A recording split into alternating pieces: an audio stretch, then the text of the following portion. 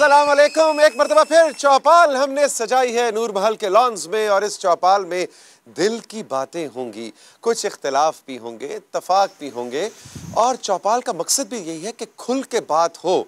बातें दिलों में रहती हैं तो कदूरतें दिलों में रह जाती हैं, और वो कदूरतें जो दिल में बस जाएं वो बहुत बड़ी बड़ी लड़ाइयों में तब्दील हो जाती हैं। इसलिए हम चाहते हैं बातचीत होती रहे, डिसएग्रीमेंट एग्रीमेंट होता रहे, और हंसे मुस्कुराते हम इसी तरह चलते रहें। आपकी मुलाकात करवाऊंगा आज के 5 जबरदस्त मेहमानों से कि जिनके साथ आज का सेशन हम सजा के लाए हैं। मेरे दाएं जानिब मौजूद हैं नसरीन अनवर साहिबा, जो कि इलेक्टेड मेंबर है म्यूनसिपल कॉरपोरेशन और x member district council Bahawalpur है। यानी निचली सतह पे जब हम ख़वातीन की सियासी इंटीग्रेशन की बात करते हैं, उनके डिसीजन मेकिंग के अंदर आने की बात करते हैं, क़वानीन के हवाले से इम्प्लीमेंटेशन की बात करते हैं, तो ये टियर बहुत इंपॉर्टेंट है। और नसरीन हमें इसके चैलेंजेस और कामयाबियों के हवाले से बताएंगी। बहुत शुक्रिया एंड वेलकम। भट्टी साहब हमारे साथ मौजूद हैं, मलिक मोहम्मद अकरम भट्टी साहब, जो कि एडवोकेट हैं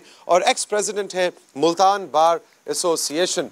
भट्टी साहब से हम ये जानना चाहेंगे कि वकीलों को तो कावानीन का बहुत पता है, लेकिन आम आवाम को भी कावानीन का पता होगा तो वो अपना हक मांग सकेंगे। आप दोनों की तशरीफ आवरी का बहुत बहुत शुक्रिया।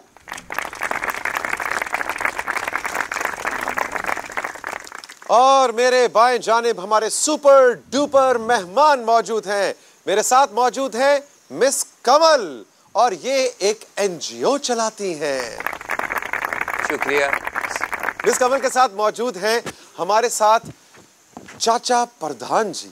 इनके पास हर मसले का हल है, सर दर्द से लेके शादी ब्याह का मसला, सियासत का मसला, इकोनॉमी का मसला, बारिश क्यों नहीं हो रही वो मसला, सर्दी ज्यादा क्यों हो गई वो मसला, भाव कहाँ जा रहे हैं सोने के और टमाटरों के, हर चीज का सलूशन और हल चाचा प्रधान के पास मौजूद है। बड़ी मेहरबानी जी, बड़ी मेहरबानी जी।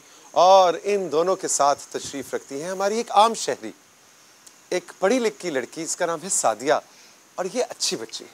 ये आपने क्या बात की? वो अच्छी बच्ची है तो मैं गंदी बच्ची है? वो अच्छी है शादी गल पता की है, मेरी गल सुनो भैन मेरी, एक मिनट मेरी गल सुन ला। ये एनजीओ जी सानू वेख के बनी आ। अच्छा एनजीओ किते हुंदी सी? 50 साल हो गए मैं कौम की खिदमत कर रहा।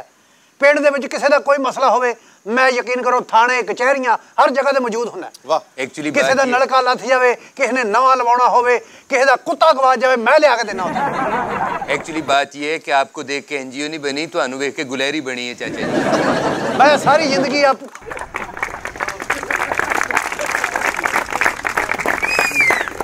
असल दे विच देखो मैं अपनी सेहत का ख्याल नहीं किया।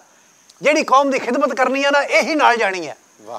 हाँ जी, अच्छा जज्बा है आपका। मैं अपना एक जगह मखसूस करके पिंड दे विच दित्ती सब नूं भी विआह शादी इत्थे करो, किसी ने खुसरे नचाउणे इत्थे नचाओ, किसी दे फौतगी हो जावे इत्थे करो, तुसीं गमी खुशी दे विच ये चीज ये थोड़ी है। आपने डोनेट कर दी? मैं डोनेट कर दी पिंड नूं।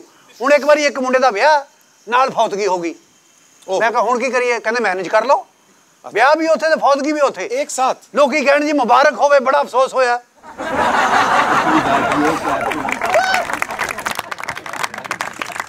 बल्कि उस हवेली में मौलवी साहब ने कहा निकाह शुरू करें, पीछे से एक बंदा कहता ठहरो जी बंदे ले टूटियां ते बैठे ने। बाजी ऐसी गल नहीं है कि टूटियां ते बैठे है, उथे सारे सवेरे वलीमा नाल कुल, बल्कि शादी कार्ड ते लहाया सी। हाँ कि दूल्हे की बारात बाद नमाज इशा उसकी रहायशगाह से उठाई जाएगी, और तमाम बराती घर से वजू करके आए क्योंकि मसीद की मोटर खराब है। और चाचे ने भी उतो बड़ी मार पई सी। वजह चाचे ने कहता मैं लाड़े दे अंगूठे बंद तेने चुकोण। गलती बंदे कोई हुंदी है। यार आप अपनी बातें बंद करें स्टूपिड। बिल्कुल मैं तो ये कहना चाहती हूँ कि आप दोनों को एक दूसरे के साथ सुलह सफाई से रहना चाहिए। हेलो लड़की, लंडे के कोट पहनने से बंदा पढ़ा लिखा नहीं हो जाता। एक छोटा सा ब्रेक लेंगे चौपाल में, और चौपाल में जब वापस आएंगे तो मेहमानों से गपशप का सिलसिला जारी रहेगा। रहिए मेरे साथ, यह है चौपाल। प्रोग्राम चौपाल के हवाले से आप अपनी राय मुझे भिजवा सकते हैं। खत लिखिए पीओ बॉक्स 1615 इस्लामाबाद। मुझे यानी तौसीक हैदर को आपके खतूत का इंतजार रहेगा। आप मुझे कॉल भी कर सकते हैं 030053030099। प्रोग्राम के बारे में अपनी राय आप ऑडियो मैसेज के जरिए रिकॉर्ड करके मुझे व्हाट्सएप भी कर सकते हैं। 0300-530-3099 और SMS तो मैं आपके सारे दिल और जान से पढ़ता हूँ। मैसेज करने के लिए नंबर है 0300-530-3099।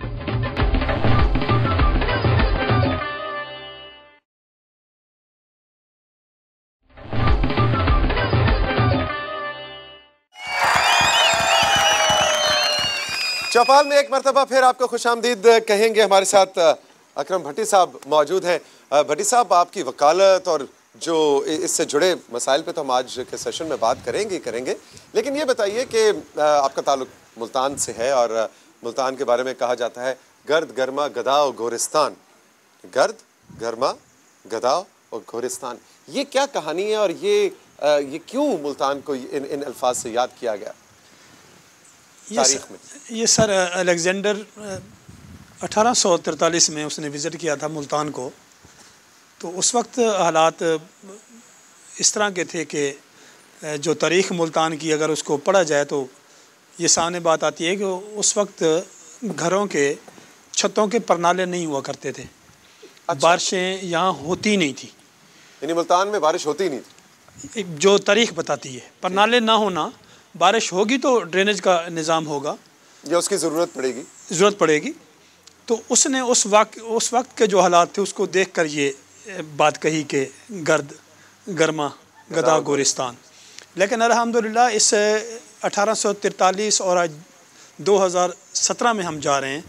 इस दरमियानी पीरियड को अगर हम फोकस करें और जिस अंदाज से यहाँ के बासियों ने इस ज़मीन को मोहब्बत दी है, एहतराम दी है, आपस में इत्तफाक में रहकर कलेक्टिवली फ़ैसले किए हैं। आप आज मुल्तान में जाएं तो सरसब्ज़ा और बागात नज़र आते हैं आपको। और अल्हम्दुलिल्लाह पूरी दुनिया में मुल्तान का जो आम है वो पूरी दुनिया में मशहूर है और ख़ुसूसन चौसे का कोई सानी नहीं है। क्या बात। जैसे बात करते हैं कि जिसने लाहौर नहीं देखा वो जमिया नहीं, और जो फ्रूट लवर हैं वो कहते हैं कि जिसने चौसा नहीं खाया उसने कोई फ्रूट देखा ही नहीं है, और वो चौसा मुल्तान का है। माशाअल्लाह। एक चौसा जल्दी होता है, एक लेट चौसा होता है। हाँ, उसमें वो लेट क्यों होता, की गल वजह की है? वो पैदल आंदा ना तां लेट आंदा। नाले ਤੁਹਾਡੇ स्टाइल की तले के चाचा जी बड़ा ਤੁਹਾਡਾ अचारी अंबर का मुंह है। भाजी मेरी गल सुनो, एक तुसी औरत जात हो, तुसी नाल जुगता कर रहे हो भाई, उन्होंने गल्लां बड़ियां वाकई जी अंब ते अपना मिठी जुबान है सराइकी मुल्तान दी, ये बंदा 3 बारी बोले तो शुगर हो जाती है। चाचा जी ने बाजार में एक बंदे से पूछा था ये आम लंगड़े हैं, वो कहना मामा लंगड़े ने तो रेड़ी ते पाए ने। जी भट्टी साहब, सवाल वैसे चाचा की तरफ से बड़ा ज़बरदस्त है, हालांकि इनके पास हर सवाल का जवाब होता है, लेकिन आज इन्होंने सवाल उठाया कि चौसा लेट क्यों होता है। अच्छा, इसमें मैं एक थोड़ा सा जो मैं समझा हूँ और मैं जाना हूँ आम के हवाले से, तो आम की कोई किस्म नहीं है, लेकिन बज़ाहिर जो मार्केट में आपको नज़र आता है तो बहुत सारी किस्में इंट्रोड्यूस हो चुकी हैं। अल्लाह का निज़ाम ऐसा है कि चौसे की अगर गुठली जो उसका बीज होता है, अगर उसको आप 100 चौसे की गुठली लगा दो तो उसमें जितने भी पौधे होंगे हर का टेस्ट, फ्रेगरेंस और कलर मुख्तलिफ होगा। अच्छा। हाँ, ये अल्लाह का निज़ाम है। अब उसमें से ये इंसानियत और लोगों की ये चॉइस और ख्वाहिश है कि वो फ्रेगरेंस क्या पसंद करते हैं, कलर क्या पसंद करते हैं और उसका जायका क्या पसंद करते हैं। उस जायके की बुनियाद पर लोगों ने उसको अपना नाम दिया या अपनी निस्बत से कोई नाम दिया है। जैसे अनवर रटोल है, ये अनवर रटोल एक कास्ट है जो इंडिया सब कॉन्टिनेंट तकरीबन मेरा ख्याल है उत्तर प्रदेश या मध्य प्रदेश वहाँ का रटोल एक इलाका है। तो अनवर उनका जो बुज़ुर्ग था उससे उसने मंसूब किया। हाँ, और आजकल जो है ना अपना हमारे यहाँ एक लेट वैरायटी है जिसको शान मुस्तफ़ा कहते हैं, क्योंकि हमारी अटैचमेंट सरकार से है।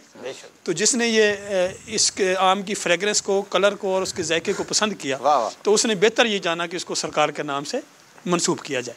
तो इसी तरह जो जितनी भी किस्में हैं ये सारी इंसान की मेहनत और कोशिश का नतीजा है कि इंसान ज़्यादा जो मेजॉरिटी हमारी किस अंदाज से और क्या चीज़ पसंद करना चाहते हैं। इनकी बात कि अर्ली चौसा है और लेट भी चौसा है, तो इसमें मुख्तलिफ़ औकात में और मुख्तलिफ हालात में जो इसका आम का सफ़र है, बाज़ किस्में 100 साल से इंट्रोड्यूस हैं, बाज़ 200 साल से इंट्रोड्यूस हैं। तो मौसमों के असरात की वजह से बाज़ किस्मों ने अपना मिजाज बदल लिया है। ठीक। बाज़ जिसने 10 साल पहले गर्मी देखी, उसने अपनी जनरेशन, असल में अपनी जनरेशन को बचाने के लिए उस पौधे की उस किस्म की स्ट्रगल है कि ज़्यादा गर्मी पड़ने से अगर उसकी फ्रूट फॉलिंग हो जाती है तो उसके नेक्स्ट जनरेशन के लिए फल कम बचेगा। तो उसने अंदर रेजिस्ट पैदा कर ली है कि नेक्स्ट उसने ज़्यादा से ज़्यादा अपने आप को, अपने बीज को बचाना है, तो वो लेट हो जाता है। भट्टी साहब, हमें नहीं पता था आप आमों की भी इतने एक्सपर्ट हैं। मैं वही पूछना चाह रही थी कि भट्टी साहब वाकई वकील है या कचहरी के बाहर रेडी लांदे ने? आपने भट्टी साहब माइंड नहीं करना, अच्छी बात की है। कमल एनजीओ चलाती हैं लेकिन इनकी विट भी बड़ी जबरदस्त। अच्छी बात इन्होंने ना कम बोलना चाहिए। कमल, मैं आपसे कह रही हूँ कि आप कम बोला करें। क्यों? मैं आपके पल्ले से बोल रही हूँ। लोगों का दिल दुख सकता है। क्यों दुख सकता है? बोल मैं रही हूँ, पेट्रोल आपका सड़ रहा है। आप बात करें जी बेटी साहब। उसमें आपने आपकी बात को आगे बढ़ाते हैं कि अगर किसी चीज़ को समझने के लिए अगर आपको ग्रास रूट लेवल तक जाना पड़े तो इसमें कोई बुराई वाली बात नहीं है। बहुत अच्छी। रेहड़ी पे बिकता हुआ एक आम है जिसको मालदा कहते हैं। उसकी खूबी ये है कि वो जो मैंगो लवर हैं उनके लिए सबसे पहले वो वेलकम कहता है, सबसे पहले वो पकता है। हाँ, वैसे मुझे भावलपुर आके पता चला कि आम को माल्टा भी कहते हैं। मालदा, माल्टा नहीं, मालदा। अच्छा। मालदा बाजी कदी पल्ले खादे होने तुहानू पता होवे ना। तुसे कोई खाम बांधे पा मिठा मैनू दे दे थोड़ा जा। अच्छा, उसमें एक खूबी और है जी जी, इतना सस्ता होता है कि हर आदमी के अप्रोच में होता है और ग्रोअर के लिए फ़ायदेमंद ये है कि जल्दी उसका फल बर्दाश्त हो जाता है, अगले साल पहले से भी ज़्यादा फल लगता है उसको। माशाल्लाह। और आम खाने तो बाजी आप भी आमों के बारे में बताएंगे तो अनु खाड़ नहीं देना। नसरीन, आप ये बताइए हमें कि हम बड़ी ये बहस, दो स्कूल्स ऑफ थॉट है। वो कहते हैं कि जी सियासत में किसी भी टीयर की सियासत है उसके अंदर कोटा होना चाहिए, रिजर्व सीट्स खवातीन को, जी हम उनको मेन स्ट्रीम सियासत में लाना चाहिए, ग्रास रूट लेवल के ऊपर, काउंसलर लेवल के ऊपर खवातीन को लाएं, उनको इनकरेज करें।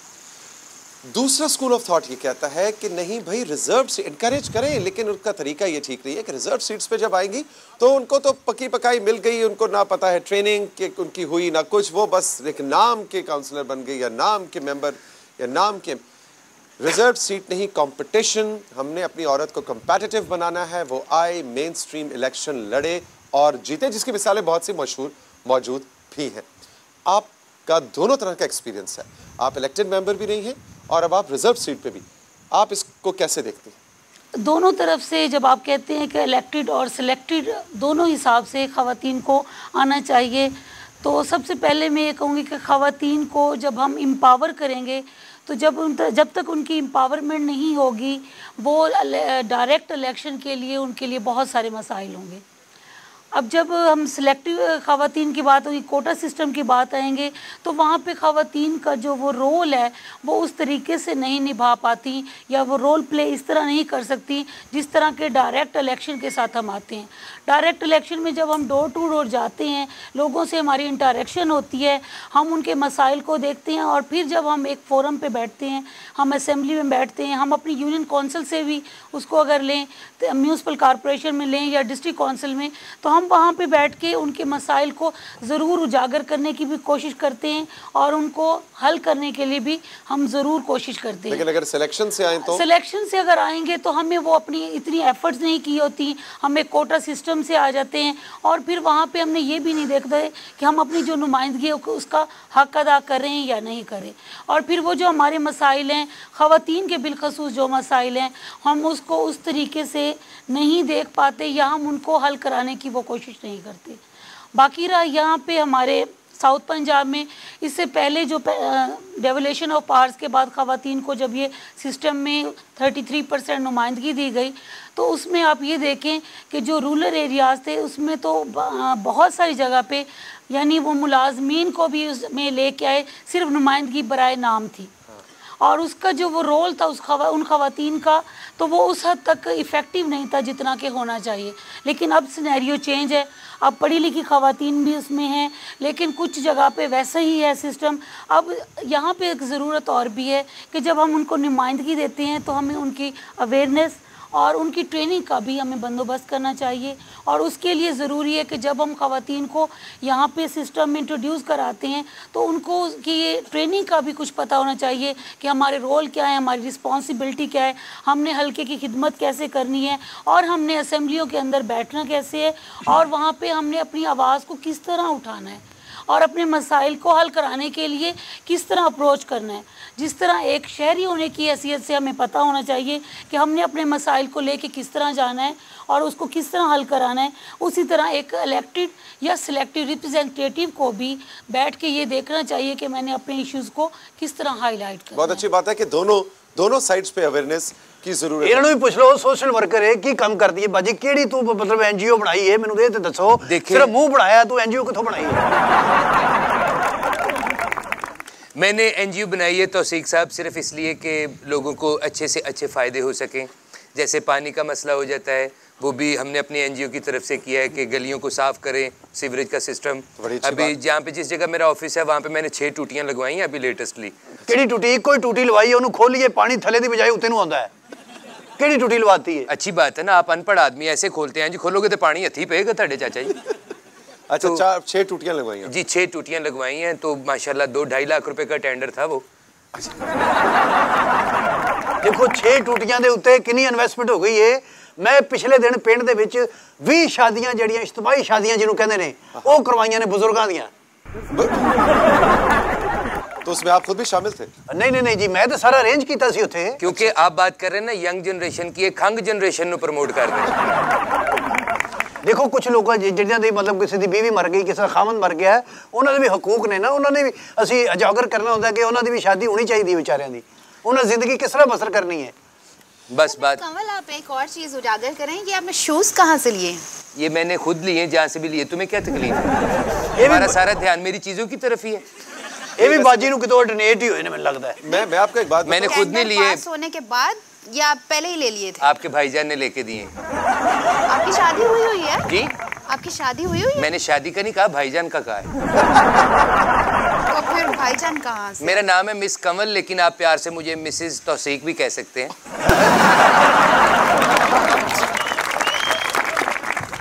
ये क्या? ਇਹਦਾ मतलब शाहजी रल के तुसी एनजीओ बनाई है? अंत दसो। मैं तो शाहजी को बड़ी देर से पर ऐसे ही कहती रहती हूँ, मानते नहीं ना, घर वालों का कोई एड्रेस देते हैं, बंदा वहाँ से पूछ ले। आपके अम्मी अबू से पूछ ले आपकी शादी मेरे साथ अगर हो जाए तो। ये देखिए चीजें गिरनी शुरू हो गई है। देख ले कितने जज्बात, कितने प्यार से बोला, मेरी वजह तो दरख्त डिगने लग पे। अच्छा, आपको वाकई मुझसे मोहब्बत है? हाँ जी, बहुत ज्यादा। आपसे ज्यादा वेस्ट कोट से किन्ने दी लीजिए? ये मैंने यही भावलपुर से ली। ओ भावलपुर से? सानू नहीं कुछ देंदा, सारे मुफ्त बरे तुहाडे पीछे ही लगे होंदे ने। उन्होंने मुल लईए, खरीदी उन्होंने। तो मैंने भी खरीदी है। एको बारी पाउंदे होंदे ने, इस बाद मेनू देनी जे। चाचा जी को छोड़े, आपने जो इतना एक्सपेंसिव किस्म का कोट पहना हुआ है, ये बताएं कहाँ से लिया? मैंने भी लेना है वहाँ अब मुझे कहीं आपने लहदा रूम देना है, हो चोरनियां चुक भी लेंदी होंदी है। इनू चेस्टर्ड कहंदे ने, चेस्टर्ड। इन्हां दे वालिद साहब ने कनाडा तो भेजा सी लंडे च, उथों लिया इन्हां ने। चाचा जी बड़ा खरोड़ थोड़न वाली थोड़ी वर्गा मुंह है तुहाडा। आपका और हमारा साथ रहेगा। चौपाल में एक छोटा सा ब्रेक लेते हैं और ब्रेक के बाद मिलेंगे। चौपाल सजी, आपने जाना कहीं नहीं। दो अपना मोबाइल नंबर दो। प्रोग्राम चौपाल के हवाले से आप अपनी राय मुझे भिजवा सकते हैं। खत लिखिए, PO Box 1615 इस्लामाबाद। मुझे यानी तौसीक हैदर को आपके खतूत का इंतजार रहेगा। आप मुझे कॉल भी कर सकते हैं 030053030099। प्रोग्राम के बारे में अपनी राय आप ऑडियो मैसेज के जरिए रिकॉर्ड करके मुझे व्हाट्सएप भी कर सकते हैं 030053030099। और SMS तो मैं आपके सारे दिल और जान से पढ़ता हूँ। मैसेज करने के लिए नंबर है 030053030099।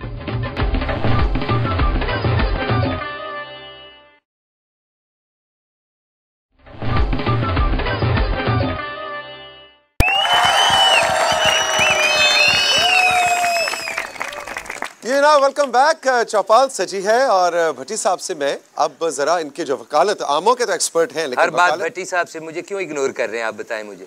नहीं मतलब मैं इतनी सर्दी में आपके पीछे आई हूँ। अच्छा, मुझे एक छोटा सा काम है, अगर आपकी इजाजत हो तो खड़े होके करना पड़ेगा। प्लीज शो करे। मैं वैसे बड़ी जरूरी बात करना प्लीज माइंड ना कीजिए, सॉरी। बजी की कर लगे हो? अंगीठी अगले आने लगी। आई सर्दी बड़ी है शाह जी, यकीन करो अल्लाह तेरा भला करे। साढ़े वाले भी करो। चौपाल हमने भावलपुर में सजाई और अक्सर हम जिक्र करते हैं ये सोच के कि भाई ये इलाका तो गर्मी का इलाका है, लेकिन यहाँ आके पता चला कि यहाँ में जनवरी में अगर किसी ने यहाँ आना है या मरी जाना है एक बराबर है। और ये अंगीठी, अगर आप मुझे थोड़ा सा प्याज और घी मंगवा देना मैं बांधा कीमा करके खुआवा तो। अच्छा बाजी जी ये सेकण वास्ते मतलब कि छलियां ला लवो थे।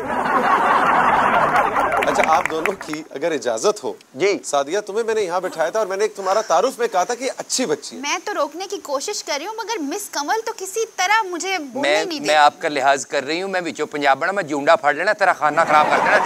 अच्छा तो क्या मेरे हाथ नहीं है? भाजी देखो प्यार मोहब्बत से रहना, मैं लिहाज कर रही हूँ सिर्फ तुम्हारे भाई की वजह से। भाईजान बैठे होंगे ना जान, इनकी तरफ नहीं देखना आप, उधर बात करो। ओके कमल, अब तुमने थोड़ी देर खामोश रहना कमल, ठीक है? ठीक है तो मुझे प्यार करती हो लेकिन इसका मतलब ये नहीं इन्हें इस तरह चुप नहीं रहना। इन्हू 20 रुपए के चने लिया दो बैठी खांदी रहे, बल्कि इन्हू मटर लिया दो बैके कड्डे आराम ना।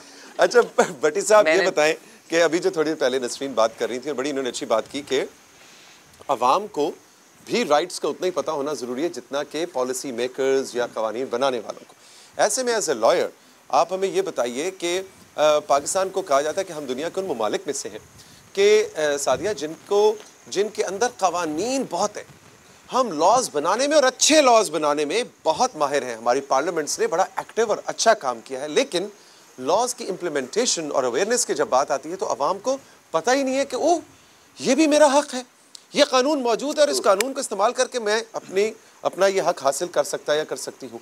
इसको आप किस नज़र से देखते हैं? ऐसे वाकई कवानीन मौजूद हैं जो कि आवाम को नहीं मालूम? बैगिंग एक्ट मौजूद है। बैगिंग एक्ट मौजूद है और उसकी मंशा ये है कि किसी भी पब्लिक प्लेस पर आवाम को कोई फ़कीर तंग नहीं कर सकता। अच्छा ये कानून मौजूद है। तो अगर तंग करे तो ये तो पहले तो जिम्मेदारी ये है उस इलाके के थाने की कि वो अपने इलाके में ऐसे लोगों को पब्लिक प्लेस पर बैगिंग ना करने दें। अच्छा वेरी इंटरेस्टिंग। अगर वो अपनी जिम्मेदारी नहीं निभाता तो कोई शहरी उसकी कंप्लेंट कर सकता है। वो फकीर थी हाँ जी, इस चौक पे फलां हुलिये के बंदे तो मौजूद हैं। उनके साथ क्या होगा? हाँ उसका ये है सजा क्या है? हाँ उसका ये है कि पुलिस उसको पिक करेगी, यानी उसको अपने साथ ले जाएगी और उसको जाकर उनके लिए शेल्टर होम हुकूमत ने बनवाने हैं, शेल्टर होम में रखेगी और उनको वहाँ स्किल दिया जाएगा कि अल्टरनेट के तौर पर वो अपने सोर्स ऑफ इनकम बढ़ाने के लिए कोई काम करे। अच्छा ये सारा सिस्टम पाकिस्तान में मौजूद है। एक्ट मौजूद है, ना उनके लिए शेल्टर होम है ना उनके लिए स्किल सेंटर बनाए गए हैं। आवाम को पता नहीं है और हुकूमत खामोश है। इसी तरह रोड पे जा रहे हैं आप और अभी मैंने जिक्र किया कि गटर उबड़ रहा है और पानी है, कपड़े ख़राब हो रहे हैं, तो जो आपके एडमिनिस्ट्रेटिव लॉ हैं, आपकी म्यूनसिपल कमेटी है, आपका वासा है, डेवलपमेंट अथॉरिटी है, ये उसकी ज़िम्मेदारी है। लॉ ऑफ ईजमेंट, कानून असैश। अच्छा आप गवर्नमेंट को टैक्सेस पे कर रहे हैं, ये आपका राइट है कि मकामी गवर्नमेंट आपको फैसिलिटेट करे। आपके घर के आगे गटर नहीं उबलना चाहिए, उसका ढक्कन होना चाहिए, पानी गंदा नहीं होना चाहिए, ये लॉ मौजूद है। अगर अपना एडमिनिस्ट्रेटिव इदारे ऐसा नहीं करते तो कोई भी शहरी उसको ये राइट हासिल है कि वो हाई कोर्ट रिट जुडिक्शन में जाए। अच्छा और कोर्ट भी इस पे पाबंद है कि कोई भी शहरी जब उसका आकर दरवाज़ा खटखटाएगा तो वो इमीडिएटली देखती समझती है और ये जानते हुए कि ये शहरी राइट पर है और पब्लिक एट लार्ज अवाम उन्नास का फ़ायदा है, तो इमीडिएटली उस पर वो एक्शन लेगी और मुतलका जितने इदारे हैं उनको कॉल करेगी और एक्सप्लेनेशन होगी। और ये कानून पाकिस्तान पाकिस्तान में मौजूद है। जी चाचा जी मैं कहना जी वाकई बड़े कानून ने सानू नहीं इन्हां गल्लां दा पता सी, बड़ी मेहरबानी इन्होंने सानू उजागर किया इन्हां गल्लां तो। लेकिन फकीर जिहड़े ने बड़े ढीठ ने बड़े। मेरे घर परसों फकीर आया, कहना अल्लाह के नां ते 10 रुपए दे, मैं कहा है नहीं। कहना कोई पुराना सूट ही दे दो, मैं कहा वो भी है नहीं। कहना रोटी दे दो, मैं कहा वो भी है नहीं। कहना बाहर आ फिर दोवें मंगण चलिए। चाचे के घर एक मरतबा पहले भी फकीर आया था। हाँ जी। उसने आके कहा अल्लाह दे नां ते कुछ दे, साइकिल कट के उन्हें झूठे देने लग पे। देखो जी मैं तो कौम की खिदमत करनी है ना, मैं कहा चलो झूठे दो इनू। बहुत अच्छी बात, बहुत अच्छी बात। अच्छा भट्टी साहब और कोई कानून ऐसा इसमें बहुत ज़्यादा तादाद है, लेकिन जनरली जो हम देखते हैं ना कि जो चाइल्ड लेबर है ये हर घर की कहानी है। तो इसमें लॉ क्लियर है। एक तो ये है कि वालिदैन को ये पाबंद किया गया है कि वो टीन एज के बच्चे कहीं उनसे मजदूरी नहीं करवाएगा। और अब जो अमेंडमेंट आई है 15 में कि वालिदैन अगर गुर्बत की वजह से मजबूर भी हों और उसका एक सहारा लेकर वो आ जाते हैं, रोते हैं, पीटते हैं या किसी साहिब सरवर बंदे के पास आते हैं कि जनाब इसको अपने पास रख लो, तो अब अगर कोई लेबर चाइल्ड से करवाएगा तो वो भी मुजरिम है। हाँ, तो चाइल्ड लेबर के हवाले से अगर आप देखते हैं आपके हमसाए में, आपके इर्द गिर्द कहीं भी अगर कोई बच्चे से काम करवा रहा है और उस पर तशद्दुद कर रहा है, चाहे डोमेस्टिक लेबर है, चाहे किसी वर्कशॉप पे, बिल्कुल ऐसे नहीं। भट्टी साहब आप बिल्कुल ठीक कह रहे हैं। हमारे मुल्क में कानून तो बहुत से हैं लेकिन उन पे अमल कोई नहीं होता।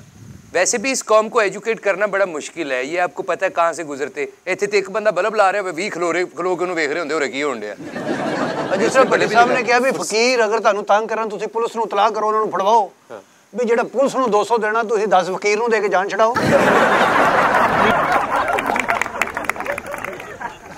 अच्छा, ऐसी बात इनकी आगे बढ़ाते हैं। अगर ऐसा ही भी हो कि हमारी कौम का एक अलमिया ये है कि बहुत सारे फ़ैसले वो एट द स्पॉट करते हैं, उसका जो असर, जो उसके असरात हैं वो माशरे पर अच्छे नहीं होते।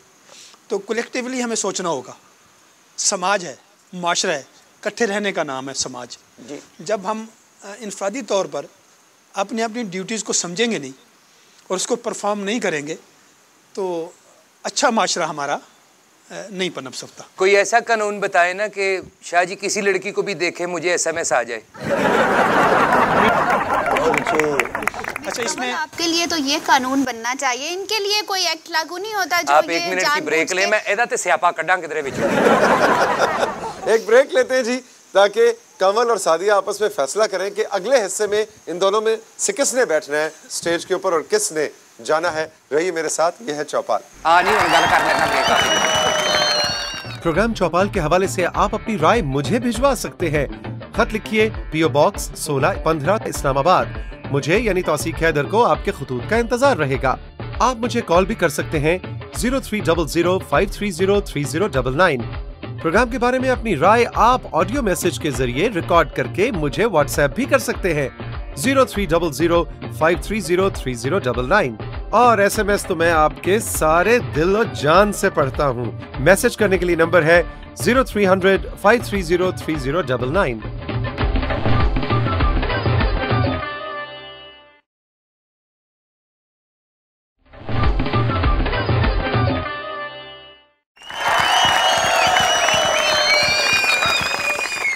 Welcome back. चौपाल के इस सेगमेंट में आपको खुशामदीद कहते हैं। अच्छा नसरीन साहब, ये बताइए कि मकामी सतह के ऊपर जब आप जैसी ख़वातीन एक छोटी कम्युनिटी की नुमाइंदा के तौर पे सामने आती हैं तो इससे कम्युनिटी को क्या फ़ायदा होता है?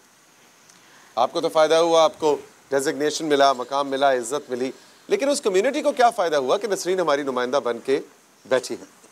बेसिकली ये जो सिस्टम है इसमें जिसको हम कहते हैं कि ग्रास रूट लेवल से एक छोटे यूनिट से या एक वार्ड से जब भी कोई रिप्रेजेंटेटिव होता है तो वो अपने इलाकाई मसाइल को बाखूबी जानता भी है और उसको हल कराने की भी पूरी कोशिश करता है। लाइक हम अपने एक इसकी एग्जांपल इस तरह लेंगे कि हम एक घर के यूनिट को ले लें। घर के जो हेड होते हैं उनको पता है कि हमारे ये इश्यूज़ हैं और हमने इसको किस तरीके से हल करना है या इसको किस तरह हमने कैटेगोरिकली उसको जानना है और उसको हल कराने की कोशिश। इसी तरह एक नुमाइंदे की भी एक इलाके के जब रिप्रेजेंटेशन होगी तो वो वहाँ के मसाइल को बाखूबी जानेगा और फिर उनको हल कराएगा।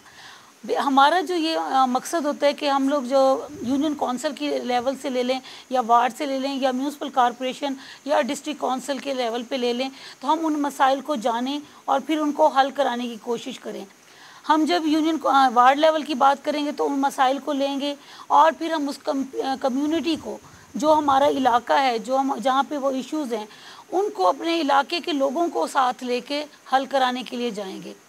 अब यहाँ पे हमारा सबसे ड्रॉबैक ये आता है कि जब हम मुंतखब हो जाते हैं फिर हम अपनी मर्ज़ी से अपने कामों की लिस्ट भी बना लेते हैं काम कराने की। कुछ थोड़ी सी हम ये भी करते हैं कि हम अपने नाम को देखने की खातिर भी काम करते हैं।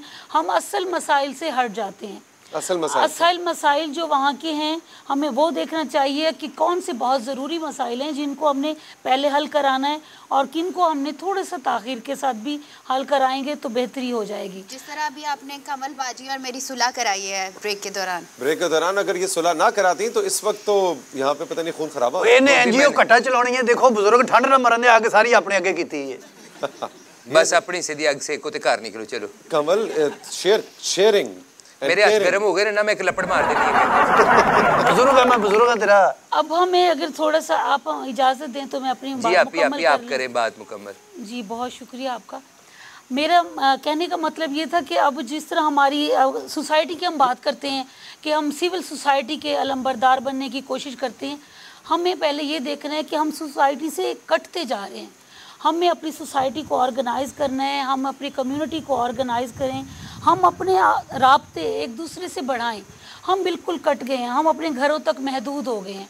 हम ये समझते हैं कि साथ वाले के घर में क्या हो रहा है हमें उस बात की कोई ख़बर नहीं, कोई फ़िक्र भी नहीं। जबकि इससे पहले ये होता था कि अगर हमारे नेबरहुड में कोई मसला है तो हम अगर हम इसको दीनी पॉइंट ऑफ व्यू से भी देखें तो ये भी हमारी ज़िम्मेदारी है, और अगर हम सोशली भी इसको देखें तो हमारी रिस्पॉन्सिबिलिटी है कि हम अपने साथ की अपनी गली, अपने महल्ले, उसके मसाइल को भी देखें। इससे पहले ये होता था कि अगर घर का दरवाज़ा नॉक हुए साथ वाले घर का तो दूसरे घर के सरबराह ज़रूर देखते थे कि जी कौन आया है, खैरियत तो है, फलां घर में कोई मसला तो नहीं है। जबकि अब हम ये कहते हैं सानू की ओदे घर दा मसला है, वो आप ही हल करें। लेकिन ये तो बड़ी छोटी सी बात लग रही है। इससे ब्रॉडर सेंस में नुकसान क्या होता है? इससे हम लोग आइसोलेशन में जा रहे हैं, हम एक कटते जा रहे हैं, हम अपने मसाइल को बढ़ा रहे हैं, हम अपने घरों तक महदूद हो रहे हैं। हम सिर्फ इंटरनेट के इस्तेमाल में आके हम अपने इलाकाई मसाइल में, अपने राब्तेकारी में बिल्कुल एक साइड पे हो गए हैं। अब यहाँ पे हम देखें कि पहले एक इलाके की अगर घर में ही बात कर लें तो घर की जो सरबराह होते थे पहले मसला उनके पास आता था, वो हल कर लेते थे।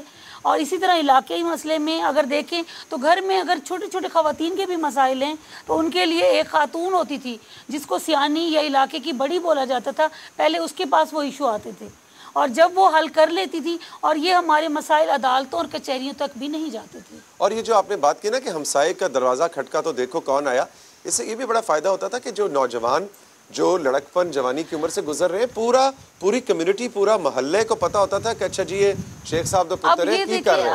आपकी बात को मैं आगे बढ़ाऊंगी कि अब पहले ये होता था कि फलां का बच्चा अगर किसी जगह पे खड़ा है तो अब हम ये देखते थे कि ये शेख साहब का बेटा वहाँ खड़ा है, खैरियत तो है, पहले उससे पूछ लिया जाता था। नहीं तो उसे पूछा नहीं जाता था तो ये खबर ज़रूर रखी जाती थी कि वो क्या वजह थी जो वहाँ पर खड़ा है और वो जिम्मेदारी समझी जाती थी। अब ये हम अगर उसको जिम्मेदारी समझते और आके उसके वालिद से या उसके भाई से डिस्कस करें कि क्या वजह थी कि वो बच्चा वहाँ नजर आया। और क्या ये तो आपने बड़ी अच्छी बात की नसरीन, इसलिए कि रिसर्च ने और शुमारियात ने, स्टेटिस्टिक्स ने ये साबित किया है कि वो कम्युनिटीज़, वो इलाके कि जहाँ पे पूरा माशरा, पूरी कम्युनिटी एक दूसरे के बच्चों पे नज़र रखती है और कम्युनिटी मिल के उनकी तरबियत और परवरिश कर रही होती है, वहाँ पे फिर उन बच्चों का हर तरह की बेरहरवी का शिकार होने के भी कम चांसेस होते हैं। वो वायलेंस की तरफ कम जाते हैं, वो एक्सट्रीमिज़म की तरफ कम जाते हैं, ड्रग्स की तरफ कम जाते हैं, क्योंकि हर एक की उस पर नज़र है। अगर बाप की नज़र से कोई चीज़ कोताह हो भी गई तो किसी और ने, मोहल्ले वाले ने बता दिया कि तुम्हारा बेटा आजकल उठना बैठना उसका ठीक नहीं है, या वो मैंने उसको टेलीफोन पे बात करते सुना था तो वो तो इस तरह की बात कर रहा था, उस पर ज़रा नज़र रखो। सो भट्टी साहब, नहीं, हमारे मोहल्ले में तो किसी का भी दरवाज़ा नॉक होता है ना, मैं ही देखती हूँ बाहर निकल के कौन आया, चेक करती हूँ ना, ताकि कोई टेंशन ना हो। आपको पता है हमने अगर मोहल्ले का ख्याल नहीं रखना तो किसने रखना, आप बताइए। ये तो बात सही है। और अब वैसे भी लेकिन हुण भी मुंडे यकीन करो सारी रात थड़िया ते बह के फोन करनू लाया है, पता नहीं वो की ਪੈਕੇਜ ਕਰਾਏ ਨੇ, ਗੱਲਾਂ ਕਰਦੇ ਰਹਿੰਦੇ ਨੇ, ਕੋਈ ਕਿਸੇ ਨੂੰ ਪਤਾ ਹੀ ਨਹੀਂ ਹੈਗਾ। ਸਾਡੇ ਦੌਰ ਦੇ ਵਿੱਚ ਕਿਸੇ ਦੀ ਧੀ ਭੈਣ ਦਾ ਵਿਆਹ ਹੋਣਾ, ਪੂਰੇ ਪਿੰਡ ਨੇ ਕੰਮ ਕਰਨਾ, ਕੋਈ ਬਿਸਤਰੇ ਲਿਆ ਰਿਹਾ, ਕੋਈ ਦੇਗਾ ਲਿਆ ਰਿਹਾ, ਕੋਈ ਤੰਬੂ ਲਾ ਰਿਹਾ। ਹੁਣ ਤੇ ਵੇਟਰ ਟੁਰ ਪਏ ਨੇ, ਵੇਟਰ ਵੇਟਰ ਵੂਟਰ ਹੁੰਦਾ ਹੀ ਕੋਈ ਨਹੀਂ ਸੀ, ਖੁਦ ਕਰੀਦਾ ਸਭ, ਆਪ ਕਰੀਦਾ ਸੀ। ਅਸੀਂ ਵੇਟਰ ਹੁੰਦੇ ਸਾਂ, मतलब पिंड दा जवाई जेड़ा सी पूरे पिंड दा जवाई हुंदा सी। बड़ी इज्जत रिस्पेक्ट हुंदी सी। यही मैं चाहती हूँ कि आप हमारे गांव पूरे के जवाई बन जाएं। शाह जी माशाल्लाह आप काफी चिट्टे हैं, मैं समझती थी सिर्फ टीवी पे नजर आते हैं आप। एनजीओ चलाओ, घर अल्लाह चला देगा, तुसी इंज ना करो, लोगों की खिदमत करो। देखो तुहाडे महल्ले कोई बीमार है, कोई गरीब है, ओदी मदद करो। तुसी शाह जी ते नजर रखिए। आपको क्या तकलीफ है? हमारा घर मैनू गुर्दे दी तकलीफ है। बड़ा तेरा माई दी गुथली वर्गा मुंह है। अच्छा भाई, मैं भट्टी साहब से आखिर में ये पूछना चाहूँगा कि आप आज की जो इस वक्त यूथ यहाँ बैठी है और जो टीवी पे हमारी बात सुन रही है, उनको सिविक राइट्स और सिविक एंगेजमेंट के हवाले से क्या पैगाम देना चाहेंगे कि वो जो भी नसरीन बात कर रही हैं कि अपनी इंडिविजुअल ज़िंदगी से निकल के कम्युनिटी की ज़िंदगी हम गुजारें। ठीक है, हमारे पास अब ये फ़ोन स्मार्टफोन्स आ गए, लेकिन हमने कम्युनिटी के साथ सिविक लाइफ को कैसे एक्टिव करना है, स्पेशली यंगस्टर्स में।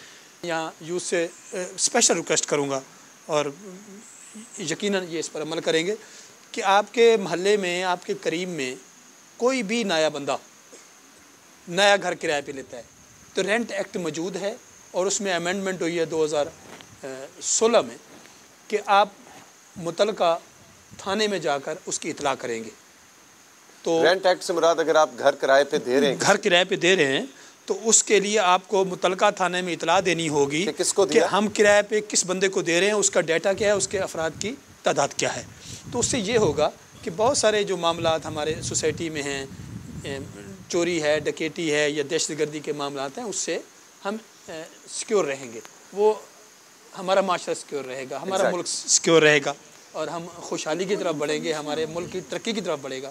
तो इस चीज़ को ख़ास तौर पर, यानी आपके कहने का मतलब है कि सिर्फ कानून या पुलिस, आर्मी या ये जो अदारे चेक करते हैं, खाली इनका ही ये काम नहीं कि हम वॉच करें, लेकिन ये हमारी पूरी कौम का जिम्मेदारी है कि हम देखें कौन बंदा डिफॉल्टर है, उसको ताकि पकड़ें और उसको मारें।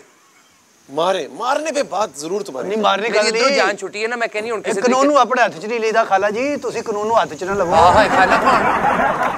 मैं माफी चाहना, माफी चाहना। मैं ਤੁਹਾਡੀ नवासी जिड्डी हां, बड़ा तड़ा खजूर दी गिटकर का मुंह है। कमल बाजी, आप मेरी बड़ी बहन है, अब तो हमारी सुलह हो गई है, आप मेरी बड़ी बहन है, तो मुझे एक बात तो बताएं। जी बहन है। आप मेकअप कहाँ से कराती? मैं टांगे वाले अड्डे तो। तुम्हें नहीं पता स्टूपिड, ये पार्लर से करवाते हैं। कहाँ से करवाती? ये भी सवाल करने वाला। बाजी पार्लर चो नहीं कराउंदी, तो ये बठल दे विच रंग पा के ते मुंह गुर्र कर देने। चलो हम तो बठल में रंग डाल के ऐसे कर लेते हैं ना। ये चाचा जी शेव करवाने के लिए नाई के पास तो नहीं जाते, शॉर्पनर में मुंह देके बच्चों को कहते लता घुमा दे। अच्छा, हमारे साथ इतरत बतूल बैठी हैं, जेंडर स्टडीज़ डिपार्टमेंट से, बहाउद्दीन ज़िक्रिया यूनिवर्सिटी मुल्तान से। इतरत, आपने ये सारी बातें सुनी, मैं चाहूँगा कि हमारी जो यूथ बैठी है उनका ओपिनियन भी सामने आए, क्या कहोगी?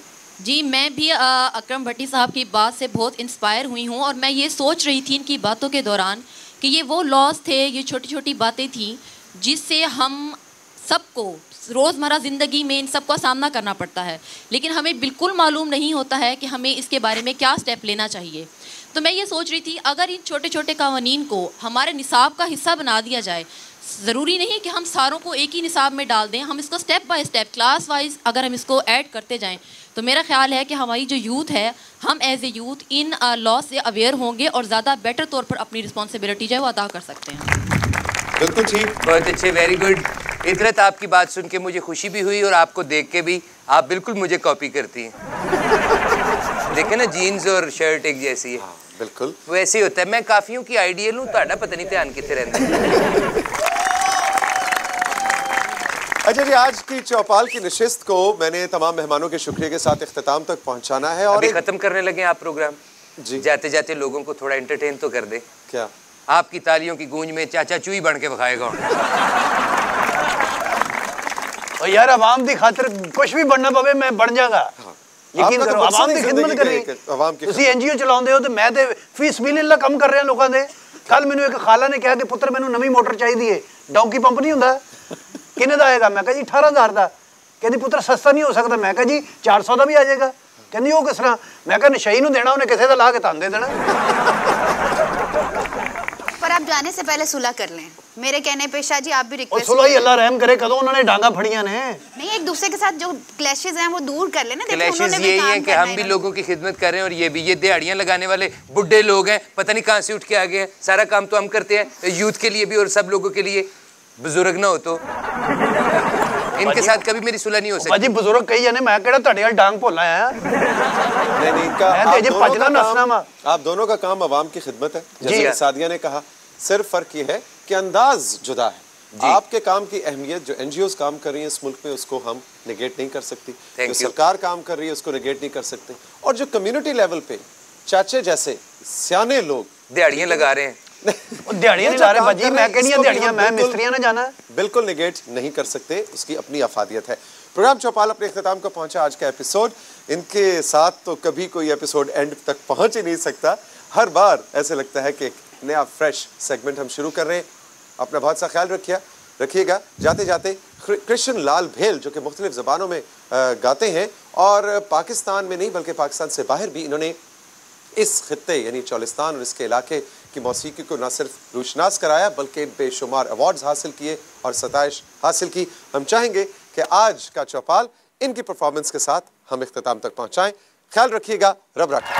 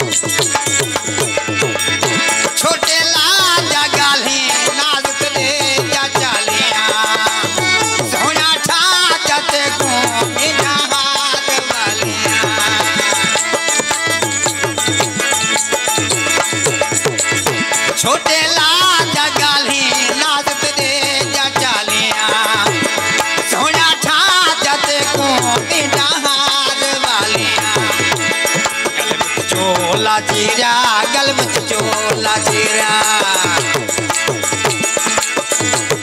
गल में चोला चीरा गल में चोला सिर ते लाल चादर वो गालिया दिया जना छोटे लाजा गालिया दिया जना छोटे लाजा दिल पर छोटे लाजा साए लाजा दिल पर वो गालिया दिया जना छोटे लाजा गालिया दिया जना छोटे लाजा दिल पर